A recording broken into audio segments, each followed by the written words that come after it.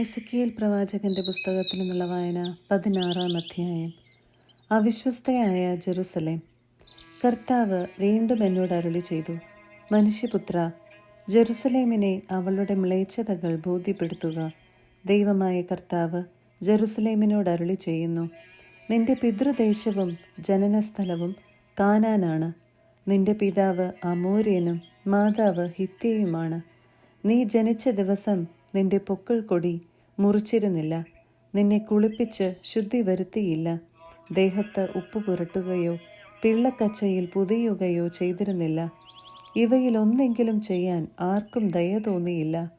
ജനിച്ച ദിവസം തന്നെ നീ വെറുക്കപ്പെടുകയും വെളിമ്പ്രദേശത്ത് ഉപേക്ഷിക്കപ്പെടുകയും ചെയ്തു.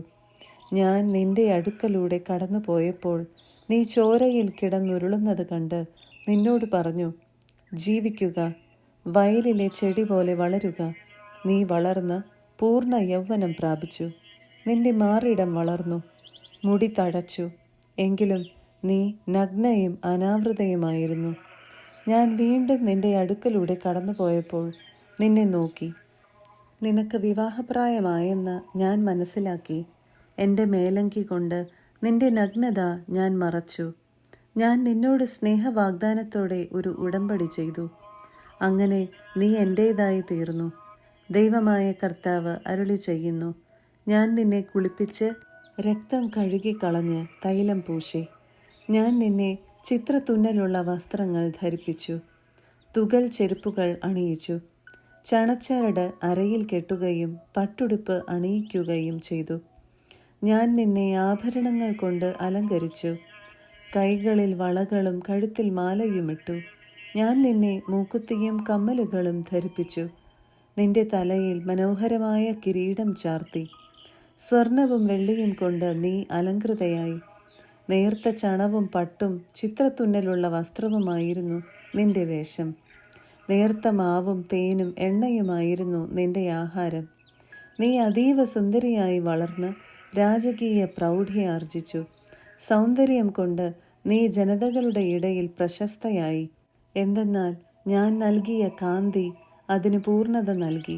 ദൈവമായ കർത്താവ് അരുളി ചെയ്യുന്നു. എന്നാൽ നീ നിന്റെ സൗന്ദര്യത്തിൽ മതിമറന്നു. നിന്റെ കീർത്തിയുടെ ബലത്തിൽ നീ വേശ്യാവൃത്തിയിൽ ഏർപ്പെട്ടു. ഏതു വഴിപോക്കനുമായും നീ വേശ്യാവൃത്തിയിൽ മുഴുകി. നിന്റെ വസ്ത്രങ്ങളിൽ ചിലതെടുത്ത് ഉന്നത മണ്ഡപങ്ങൾ അലങ്കരിച്ച് അവയിൽ വച്ച് നീ വ്യഭിചാരം ചെയ്തു. ഇങ്ങനെയൊന്ന് ഇതിനു മുൻപുണ്ടായിട്ടില്ല, ഇനി ഉണ്ടാവുകയുമില്ല. ഞാൻ നൽകിയ സ്വർണവും വെള്ളിയും കൊണ്ടുള്ള ആഭരണങ്ങൾ എടുത്ത് മനുഷ്യരൂപങ്ങളുണ്ടാക്കി അവയുമായി നീ വേശ്യാവൃത്തിയിൽ ഏർപ്പെട്ടു. ചിത്രത്തുന്നലുള്ള നിന്റെ വസ്ത്രങ്ങൾ നീ അവയെ അണിയിച്ചു. എൻ്റെ തൈലവും ധൂപവും അവയ്ക്ക് മുൻപിൽ നീ സമർപ്പിച്ചു. ഞാൻ നിനക്ക് ആഹാരത്തിനായി നൽകിയ നേരിയ മാവും എണ്ണയും തേനും നീ അവയുടെ മുൻപിൽ പരിമളദ്രവ്യമായി അർപ്പിച്ചു. ദൈവമായ കർത്താവ് അരുളി ചെയ്യുന്നു, എനിക്ക് നിന്നിൽ ജനിച്ച പുത്രന്മാരെയും പുത്രിമാരെയും നീ അവയ്ക്ക് ഭോജനമായി ബലിയർപ്പിച്ചു.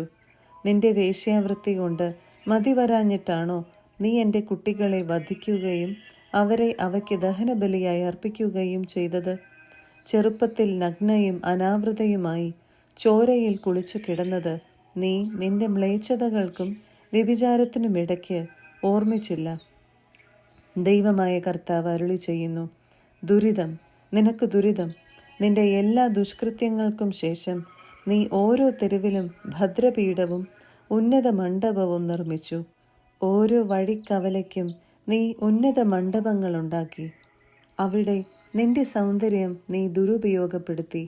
വഴിപോക്കർക്കെല്ലാം നിന്നെ തന്നെ നൽകി നീ വ്യഭിചാരം തുടർന്നു. ഭോഗാസക്തരും നിന്റെ അയൽക്കാരുമായ ഈജിപ്തുകാരുമായി നീ വ്യഭിചരിച്ചു. വ്യഭിചാരത്തിൽ മുഴുകി നീ എന്നെ പ്രകോപിപ്പിച്ചു. അതുകൊണ്ട് നിനക്കെതിരെ ഞാൻ കരം നീട്ടി നിന്റെ ഓഹരി വെട്ടിക്കുറച്ചു. നിന്നെ വെറുക്കുന്നവരും നിന്റെ മ്ലേച്ഛ സ്വഭാവത്തിൽ ലജ്ജിതരുമായ ഫിലിസ്ത്യ പുത്രിമാർക്ക് നിന്നെ ഞാൻ വിട്ടുകൊടുത്തു. മതിവരാഞ്ഞിട്ട് നീ അസീറിയക്കാരോടൊത്തും വ്യഭിചരിച്ചു. നീ അവരുമായി സംഗമിച്ചിട്ടും സംതൃപ്തയായില്ല. വ്യാപാരികളായ കൽദായരുമായും നീ വ്യഭിചാരത്തിൽ മുഴുകി. എന്നിട്ടും നീ സംതൃപ്തയായില്ല. ലജ്ജയില്ലാത്ത വേശ്യയെപ്പോലെ നീ ചെയ്യുന്ന ഈ പ്രവൃത്തികൾ നീ എത്ര കാമാതുരയാണെന്ന് വ്യക്തമാക്കുന്നു. ദൈവമായ കർത്താവ് അരുളി ചെയ്യുന്നു: വഴിക്കവലകളിൽ ഭദ്രപീഠങ്ങളും പൊതുസ്ഥലങ്ങളിൽ ഉന്നത മണ്ഡപങ്ങളും നീ സ്ഥാപിച്ചു.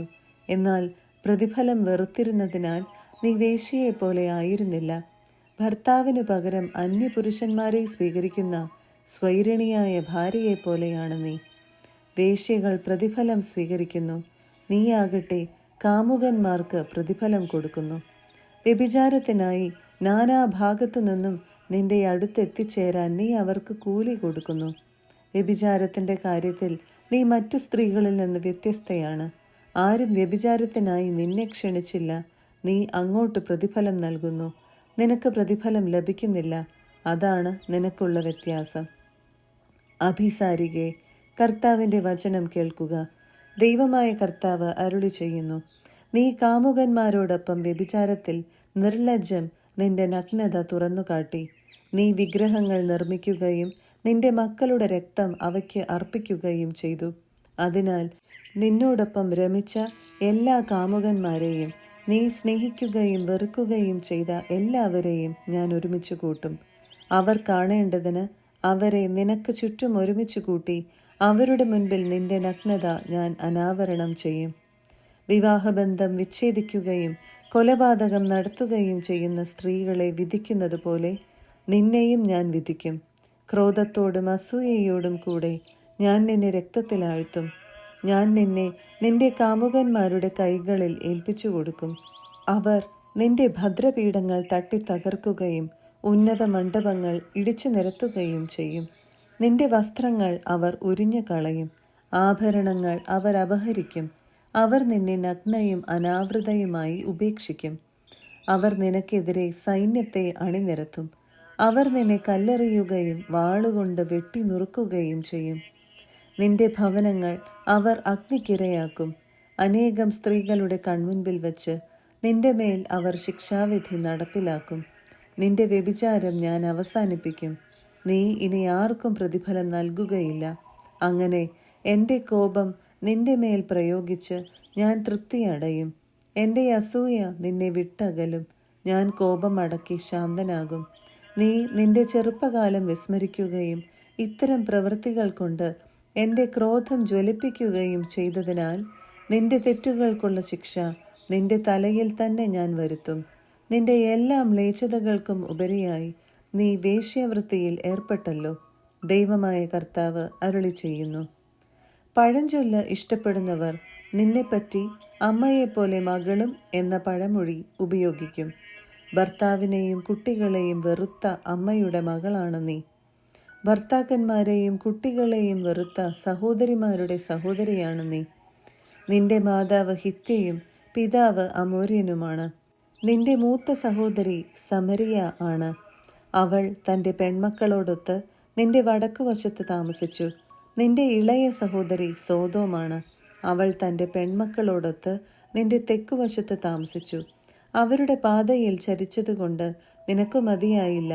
അവരുടെ മ്ലേച്ഛതകൾ കൊണ്ട് നിനക്ക് തൃപ്തി വന്നില്ല. അതൊക്കെ നിസ്സാരമെന്ന ഭാവത്തിൽ എല്ലാ തരത്തിലും നീ അവരെക്കാൾ വഷളായി. കർത്താവ് അരുളി ചെയ്യുന്നു: ഞാനാണേ നീയും നിന്റെ പുത്രിമാരും ചെയ്തതുപോലെ നിന്റെ സഹോദരിയായ സോദോമും അവളുടെ പുത്രിമാരും ചെയ്തിട്ടില്ല. നിന്റെ സഹോദരിയായ സോദോമിൻ്റെ തെറ്റ് ഇതായിരുന്നു: പ്രൗഢിയും ഭക്ഷ്യസമൃദ്ധിയും സമാധാനവും സ്വസ്ഥതയും ഉണ്ടായിട്ടും അവളും അവളുടെ പുത്രിമാരും നിർധനരെയും അഗതികളെയും തുണച്ചില്ല.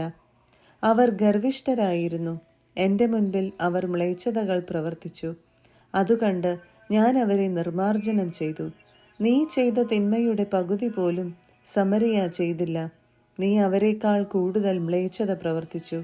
നീ പ്രവർത്തിച്ച മ്ലേച്ഛതകൾ കണക്കിലെടുത്താൽ നിന്റെ സഹോദരികൾ നീതിയുള്ളവരായി തോന്നും.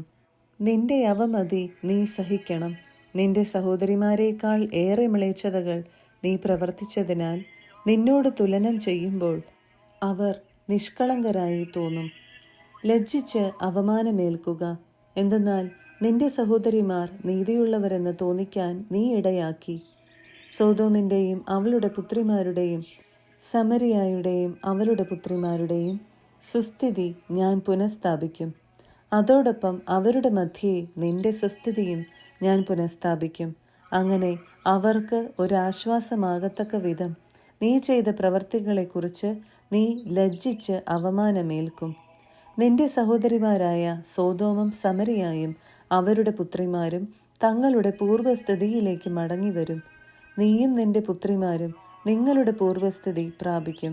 നിന്റെ ദുഷ്ടതകൾ വെളിപ്പെടുത്തുന്നതിന് മുൻപ് നീ അഹങ്കരിച്ചു കഴിഞ്ഞ കാലങ്ങളിൽ നിന്റെ സഹോദരിയായ സോദോമിൻ്റെ പേരുച്ചരിക്കാൻ നിന്റെ അധരങ്ങൾ ലജ്ജിച്ചിരുന്നില്ലേ? ഇപ്പോൾ നിന്നെ അധിക്ഷേപിക്കുന്നവരായി നിന്റെ ചുറ്റുമുള്ള ഏദോം പുത്രിമാർക്കും അവളുടെ അയൽക്കാർക്കും ഫിലിസ്തി പുത്രിമാർക്കും നീയും അവളെപ്പോലെ പരിഹാസപാത്രമായിരിക്കുന്നു. നിന്റെ വ്യഭിചാരത്തിൻ്റെയും മ്ലേച്ഛതകളുടെയും ശിക്ഷ നീ ഏൽക്കും. കർത്താവ് അരുളി ചെയ്യുന്നു. ശാശ്വതമായ ഉടമ്പടി. ദൈവമായ കർത്താവ് അരുളി ചെയ്യുന്നു, നീ പ്രവർത്തിച്ചതുപോലെ നിന്നോടും ഞാൻ പ്രവർത്തിക്കും. നീ ഉടമ്പടി ലംഘിച്ച് പ്രതിജ്ഞ അവഹേളിച്ചു. എങ്കിലും നിന്റെ യൗവനത്തിൽ നിന്നോട് ചെയ്ത ഉടമ്പടി ഞാൻ ഓർമ്മിക്കും. നീയുമായി ശാശ്വതമായ ഒരു ഉടമ്പടി സ്ഥാപിക്കുകയും ചെയ്യും. നിന്റെ പ്രവൃത്തികൾ അപ്പോൾ നീ ഓർമ്മിക്കും. നിന്റെ മൂത്തതും ഇളയതുമായ സഹോദരിമാരെ ഉടമ്പടി പ്രകാരമല്ലാതെ തന്നെ നിനക്കു ഞാൻ പുത്രിമാരായി നൽകും. അവരെ സ്വീകരിക്കുമ്പോൾ നീ ലജ്ജിക്കും. നീയുമായി ഞാൻ ഒരു ഉടമ്പടി സ്ഥാപിക്കും. ഞാനാണ് കർത്താവ് എന്ന് അപ്പോൾ നീ അറിയും. അങ്ങനെ നിന്റെ പ്രവൃത്തികൾക്ക് ഞാൻ മാപ്പ് നൽകുമ്പോൾ നീ അവയെ ഓർത്ത് ലജ്ജിച്ച് മൗനം ഭജിക്കും. ദൈവമായ കർത്താവ് അരുളി ചെയ്യുന്നു. 17-ാം അധ്യായം. മുന്തിരിച്ചെടിയും കഴുകന്മാരും. കർത്താവ് എന്നോട് അരുളി ചെയ്തു, മനുഷ്യപുത്ര, ഇസ്രായേൽ ഭവനത്തോട് ഒരു കടം കഥ പറയുക, ഒരു അന്യ അപദേശം വിവരിക്കുക. നീ പറയുക, ദൈവമായ കർത്താവ് അരുളി ചെയ്യുന്നു, വലിയ ചിറകുകളും നീണ്ടതും നിറപ്പകിട്ടുള്ളതുമായ ധാരാളം തൂവലുകളുമുള്ള ഒരു വലിയ കഴുകൻ ലബനോനിൽ വന്ന് ഒരു ദേവദാരുവിൻ്റെ അഗ്രഭാഗം കൊത്തിയെടുത്തു.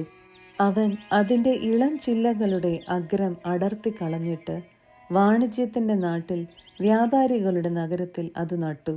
അവൻ ആ ദേശത്തെ ഒരു വിത്തെടുത്ത് ഫലഭൂയിഷ്ടമായ മണ്ണിൽ നിറഞ്ഞ ജലാശയത്തിനരികിൽ അരളിയുടെ കമ്പ് നടുന്നതുപോലെ നട്ടു. അത് മുളച്ച് താഴ്ന്നു പടരുന്ന ഒരു മുന്തിരിച്ചെടിയായി തീർന്നു. അതിൻ്റെ ശാഖകൾ അവൻ്റെ നേർക്ക് തിരിഞ്ഞിരുന്നു. വേരുകൾ അടിയിലേക്കിറങ്ങി. അത് മുന്തിരിച്ചെടിയായി വളർന്ന് ശാഖകൾ വീശി ഇലകൾ നിറഞ്ഞു. വലിയ ചിറകുകളും ധാരാളം തൂവലുകളുമുള്ള മറ്റൊരു കഴുകനും ഉണ്ടായിരുന്നു. തന്നെ അവൻ നനയ്ക്കുമെന്ന് കരുതി മുന്തിരിച്ചെടി അവൻ്റെ നേരെ ശാഖകൾ നീട്ടുകയും വേരുകൾ അവൻ്റെ നേരെ തിരിച്ചു വിടുകയും ചെയ്തു. ശാഖകൾ വീശി ഫലമണിഞ്ഞ് ഒരു നല്ല മുന്തിരിച്ചെടിയായി തീരാൻ വേണ്ടി അവൻ അതിനെ നിറഞ്ഞ ജലാശയത്തിനരികിൽ ഫലഭൂയിഷ്ടമായ മണ്ണിൽ പറിച്ചു നട്ടു. ദൈവമായ കർത്താവ് അരുളി ചെയ്യുന്നുവെന്ന് പറയുക. അത് തഴച്ചു വളരുമോ? അവൻ അതിൻ്റെ വേരുകൾ പറിച്ചെടുക്കുകയും ശാഖകൾ വെട്ടിമാറ്റുകയും ചെയ്യുകയില്ലേ? അതിൻ്റെ തളിർപ്പുകൾ കരിഞ്ഞു പോവുകയില്ലേ? അത് പിഴുതെടുക്കാൻ വലിയ ശക്തിയോ ഏറെ ആളുകളോ ആവശ്യമില്ല. പറിച്ചു നട്ടാൽ അത് തഴച്ചു വളരുമോ? കിഴക്കൻ കാറ്റടിക്കുമ്പോൾ അത് നിശ്ശേഷം നശിച്ചു പോവുകയില്ലേ? വളരുന്ന തടത്തിൽ തന്നെ നിന്ന് അത് കരിഞ്ഞു പോവുകയില്ലേ?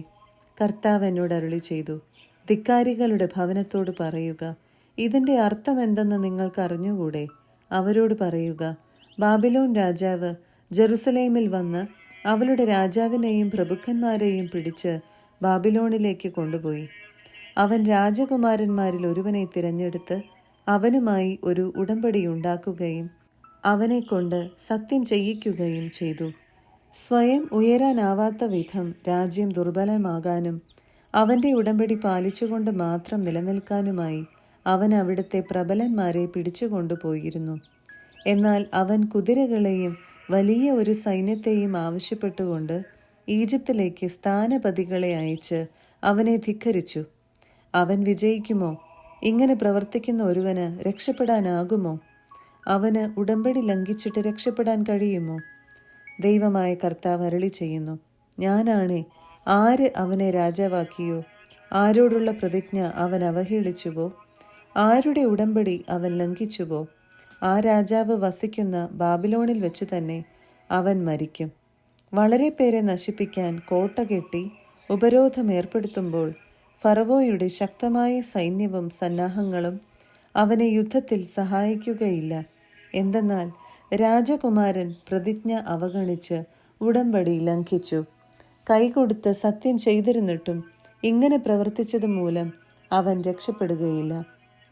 ദൈവമായ കർത്താവ് അരുളി ചെയ്യുന്നു, ഞാനാണേ അവൻ എൻ്റെ പ്രതിജ്ഞ ധിക്കരിക്കുകയും എൻ്റെ ഉടമ്പടി ലംഘിക്കുകയും ചെയ്തതിനുള്ള പ്രതികാരം അവൻ്റെ തലയിൽ തന്നെ ഞാൻ വരുത്തും.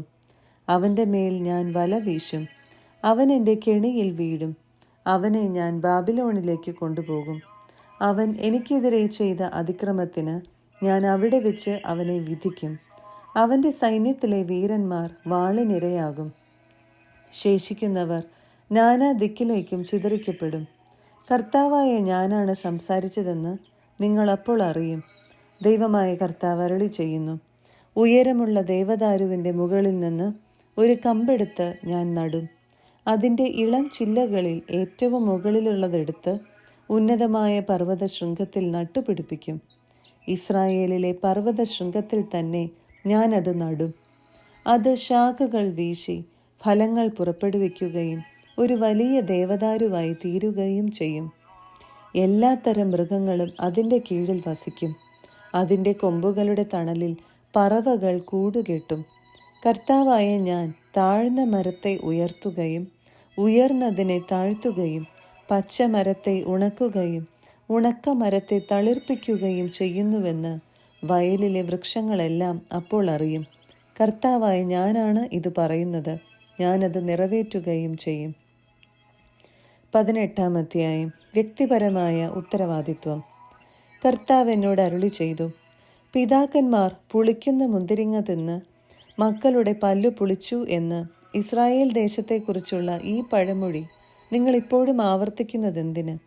ദൈവമായ കർത്താവ് അരുളി ചെയ്യുന്നു, ഞാനാണേ ഈ പഴമൊഴി ഇനി ഒരിക്കലും ഇസ്രായേലിൽ നിങ്ങൾ ആവർത്തിക്കുകയില്ല. എല്ലാവരുടെയും ജീവൻ എൻ്റേതാണ്. പിതാവിൻ്റെ ജീവൻ എന്ന പോലെ പുത്രൻ്റെ ജീവനും എനിക്കുള്ളതാണ്. പാപം ചെയ്യുന്നവൻ്റെ ജീവൻ നശിക്കും. ഒരുവൻ നീതിമാനും നീതിയും ന്യായവും അനുസരിച്ച് പ്രവർത്തിക്കുന്നവനുമാണെന്നിരിക്കട്ടെ. അവൻ പൂജാഗിരികളിൽ വെച്ച് ഭക്ഷിക്കുകയോ ഇസ്രായേലിലെ വിഗ്രഹങ്ങളുടെ നേർക്ക് കണ്ണുകൾ ഉയർത്തുകയോ ചെയ്യുന്നില്ല. അവൻ അയൽവാസിയുടെ ഭാര്യയെ മലിനപ്പെടുത്തുകയോ ആർത്തവകാലത്ത് സ്ത്രീയെ സമീപിക്കുകയോ ചെയ്യുന്നില്ല. അവൻ ആരെയും പീഡിപ്പിക്കുന്നില്ല. കടക്കാരന് പണയവസ്തു തിരികെ നൽകുന്നു. കൊള്ളയടിക്കുന്നില്ല. അവൻ വിശക്കുന്നവന് ആഹാരം നൽകുകയും നഗ്നനെ വസ്ത്രം ധരിപ്പിക്കുകയും ചെയ്യുന്നു. അവൻ പലിശ വാങ്ങുകയോ ലാഭമെടുക്കുകയോ ചെയ്യുന്നില്ല. അകൃത്യങ്ങൾ ചെയ്യുന്നില്ല. മനുഷ്യർ തമ്മിലുള്ള തർക്കത്തിൽ സത്യമനുസരിച്ച് തീർപ്പ് കൽപ്പിക്കുന്നു. അവൻ എൻ്റെ കൽപ്പനകൾ അനുസരിക്കുകയും പ്രമാണങ്ങൾ വിശ്വസ്തയോടെ പാലിക്കുകയും ചെയ്യുന്നു. അവനാണ് നീതിമാൻ. അവൻ തീർച്ചയായും ജീവിക്കും. ദൈവമായ കർത്താവ് അരുളി ചെയ്യുന്നു. എന്നാൽ അവന് കൊള്ളക്കാരനും കൊലപാതകിയുമായ ഒരു പുത്രൻ ഉണ്ടായെന്നിരിക്കട്ടെ. അവൻ തൻ്റെ പിതാവ് ചെയ്തിട്ടില്ലാത്ത തിന്മകൾ ചെയ്തു. പൂജാഗിരികളിൽ വെച്ച് ഭക്ഷിക്കുകയും അയൽവാസിയുടെ ഭാര്യയെ മലിനപ്പെടുത്തുകയും ചെയ്യുന്നുവെന്നിരിക്കട്ടെ. അവൻ ദരിദ്രരെയും അഗതികളെയും പീഡിപ്പിക്കുകയും കൊള്ള ചെയ്യുകയും പണയവസ്തു തിരിച്ച് കൊടുക്കാതിരിക്കുകയും വിഗ്രഹങ്ങളുടെ നേരെ കണ്ണുയർത്തുകയും മ്ലേച്ഛതകൾ പ്രവർത്തിക്കുകയും ചെയ്തേക്കാം. അവൻ പലിശ വാങ്ങുകയും ലാഭമെടുക്കുകയും ചെയ്യുന്നവനായിരിക്കാം. അങ്ങനെയെങ്കിൽ അവൻ ജീവിക്കുമോ? ഇല്ല. ഈ മ്ലേച്ഛതകളൊക്കെ പ്രവർത്തിച്ചതുകൊണ്ട് അവൻ തീർച്ചയായും മരിക്കും. അവൻ്റെ രക്തം അവൻ്റെ മേൽ തന്നെ പതിക്കും. എന്നാൽ ഈ മനുഷ്യന് ഒരു പുത്രൻ ജനിക്കുകയും അവൻ തൻ്റെ പിതാവിൻ്റെ പാപം കണ്ട് ഭയപ്പെട്ട് അതുപോലെ പ്രവർത്തിക്കാതിരിക്കുകയും ചെയ്യുന്നുവെന്നിരിക്കട്ടെ. അവൻ പൂജാഗിരികളിൽ വെച്ച് ഭക്ഷിക്കാതിരിക്കുകയും ഇസ്രായേലിലെ വിഗ്രഹങ്ങളുടെ നേർക്ക് കണ്ണുകൾ ഉയർത്താതിരിക്കുകയും അയൽവാസിയുടെ ഭാര്യയെ മലിനപ്പെടുത്താതിരിക്കുകയും ചെയ്യുന്നു. അവൻ ആർക്കും ദ്രോഹം ചെയ്യുന്നില്ല. പണയം തിരിച്ചു കൊടുക്കുന്നു. കൊള്ള ചെയ്യുന്നില്ല. അവൻ വിശക്കുന്നവന് തൻ്റെ ആഹാരം കൊടുക്കുകയും നഗ്നനെ വസ്ത്രം ധരിപ്പിക്കുകയും ചെയ്യുന്നു. അവൻ അകൃത്യം പ്രവർത്തിക്കുന്നില്ല. അവൻ പലിശ വാങ്ങുകയോ ലാഭമെടുക്കുകയോ ചെയ്യുന്നില്ല. എൻ്റെ കൽപ്പനകൾ പാലിക്കുകയും പ്രമാണങ്ങൾ അനുസരിച്ച് പ്രവർത്തിക്കുകയും ചെയ്യുന്നു. അങ്ങനെയെങ്കിൽ അവൻ തൻ്റെ പിതാവിൻ്റെ അകൃത്യങ്ങൾ മൂലം മരിക്കുകയില്ല, അവൻ തീർച്ചയായും ജീവിക്കും. അവൻ്റെ പിതാവാകട്ടെ കവർച്ച നടത്തുകയും സഹോദരനെ കൊള്ളയടിക്കുകയും സ്വജനങ്ങളുടെ ഇടയിൽ തിന്മ പ്രവർത്തിക്കുകയും ചെയ്തതുകൊണ്ട് തൻ്റെ അകൃത്യങ്ങൾ നിമിത്തം മരിക്കും. പിതാവിൻ്റെ ദുഷ്ടതകൾക്കുള്ള ശിക്ഷ പുത്രൻ അനുഭവിക്കാത്തതെന്ത് എന്ന് നിങ്ങൾ ചോദിച്ചേക്കാം. പുത്രൻ നിയമാനുസൃതവും ന്യായപ്രകാരവും വർത്തിക്കുകയും എൻ്റെ കൽപ്പനകൾ അനുസരിക്കുന്നതിൽ ശ്രദ്ധ വയ്ക്കുകയും ചെയ്താൽ അവൻ തീർച്ചയായും ജീവിക്കും. പാപം ചെയ്യുന്നവൻ മാത്രമായിരിക്കും മരിക്കുക. പുത്രൻ പിതാവിൻ്റെ തിന്മകൾക്ക് വേണ്ടിയോ പിതാവ് പുത്രൻ്റെ തിന്മകൾക്ക് വേണ്ടിയോ ശിക്ഷിക്കപ്പെടുകയില്ല. നീതിമാൻ തൻ്റെ നീതിയുടെ ഫലവും ദുഷ്ടൻ തൻ്റെ ദുഷ്ടതയുടെ ഫലവും അനുഭവിക്കും. എന്നാൽ ദുഷ്ടൻ താൻ ചെയ്ത പാപങ്ങളിൽ നിന്നെല്ലാം പിന്തിരിയുകയും എൻ്റെ കൽപ്പനകൾ അനുസരിക്കുകയും നീതിയും ന്യായവും പ്രവർത്തിക്കുകയും ചെയ്താൽ അവൻ തീർച്ചയായും ജീവിക്കും, മരിക്കുകയില്ല. അവൻ ചെയ്തിട്ടുള്ള അതിക്രമങ്ങൾ അവനെതിരായി പരിഗണിക്കപ്പെടുകയില്ല. അവൻ പ്രവർത്തിച്ചിട്ടുള്ള നീതിയെ പ്രതി അവൻ ജീവിക്കും. ദൈവമായ കർത്താവ് ചോദിക്കുന്നു, ദുഷ്ടന്റെ മരണത്തിൽ എനിക്ക് സന്തോഷമുണ്ടോ? അവൻ ദുർമാർഗത്തിൽ നിന്ന് പിന്തിരിയുകയും ജീവിക്കുകയും ചെയ്യണമെന്നല്ലേ എൻ്റെ ആഗ്രഹം? നീതിമാൻ നീതിയുടെ പാതയിൽ നിന്ന് വ്യതിചലിച്ച് തിന്മ പ്രവർത്തിക്കുകയും ദുഷ്ടൻ പ്രവർത്തിക്കുന്ന മ്ലേച്ഛതകൾ തന്നെ ആവർത്തിക്കുകയും ചെയ്താൽ അവൻ ജീവിക്കുമോ? അവൻ ചെയ്തിട്ടുള്ള നീതിപൂർവകമായ പ്രവൃത്തികളൊന്നും പരിഗണിക്കപ്പെടുകയില്ല. അവൻ്റെ അവിശ്വസ്തതയും പാപവും മൂലം അവൻ മരിക്കും. എന്നിട്ടും കർത്താവിൻ്റെ വഴി നീതിപൂർവകമല്ല എന്ന് നിങ്ങൾ പറയുന്നു. ഇസ്രായേൽ ഭവനമേ, കേൾക്കുക. എൻ്റെ വഴി നീതിപൂർവകമല്ലേ? നിങ്ങളുടെ വഴികളല്ലേ നീതിക്ക് നിരക്കാത്തത്? നീതിമാൻ തൻ്റെ നീതിമാർഗം വെടിഞ്ഞ് തിന്മ പ്രവർത്തിച്ചാൽ ആ തിന്മകൾ നിമിത്തം അവൻ മരിക്കും. അവൻ ചെയ്ത അകൃത്യങ്ങൾ നിമിത്തം അവൻ മരിക്കും. ദുഷ്ടൻ താൻ പ്രവർത്തിച്ചിരുന്ന തിന്മയിൽ നിന്ന് പിന്തിരിഞ്ഞ് നീതിയും ന്യായവും പാലിച്ചാൽ അവൻ തൻ്റെ ജീവൻ രക്ഷിക്കും. താൻ പ്രവർത്തിച്ചിരുന്ന തിന്മകൾ മനസ്സിലാക്കി അവയിൽ നിന്ന് പിന്മാറിയതിനാൽ അവൻ തീർച്ചയായും ജീവിക്കും, അവൻ മരിക്കുകയില്ല. എന്നിട്ടും കർത്താവിൻ്റെ വഴികൾ നീതിപൂർവകമല്ല എന്ന് ഇസ്രായേൽ ഭവനം പറയുന്നു. ഇസ്രായേൽ ഭവനമേ, എൻ്റെ വഴികൾ നീതിപൂർവകമല്ലേ? നിങ്ങളുടെ മാർഗങ്ങളല്ലേ നീതിരഹിതം? ദൈവമായ കർത്താവ് അരുളി ചെയ്യുന്നു, ഇസ്രായേൽ ഭവനമേ, ഓരോരുത്തരെയും താന്താങ്ങളുടെ പ്രവൃത്തികൾക്കനുസൃതമായി ഞാൻ വിധിക്കും. തിന്മ നിങ്ങളെ നശിപ്പിക്കാതിരിക്കാൻ പശ്ചാത്തപിച്ച് എല്ലാ അതിക്രമങ്ങളിൽ നിന്നും പിന്തിരിയുവിൻ. എനിക്കെതിരായി നിങ്ങൾ ചെയ്ത അതിക്രമങ്ങൾ ഉപേക്ഷിക്കുവിൻ. ഒരു പുതിയ ഹൃദയവും പുതിയ ചൈതന്യവും നേടുവിൻ. ഇസ്രായേൽ ഭവനമേ, നിങ്ങൾ എന്തിനു മരിക്കണം? ദൈവമായ കർത്താവ് അരുളി ചെയ്യുന്നു, ആരുടെയും മരണത്തിൽ ഞാൻ സന്തോഷിക്കുന്നില്ല. നിങ്ങൾ പശ്ചാത്തപിക്കുകയും ജീവിക്കുകയും ചെയ്യുവിൻ.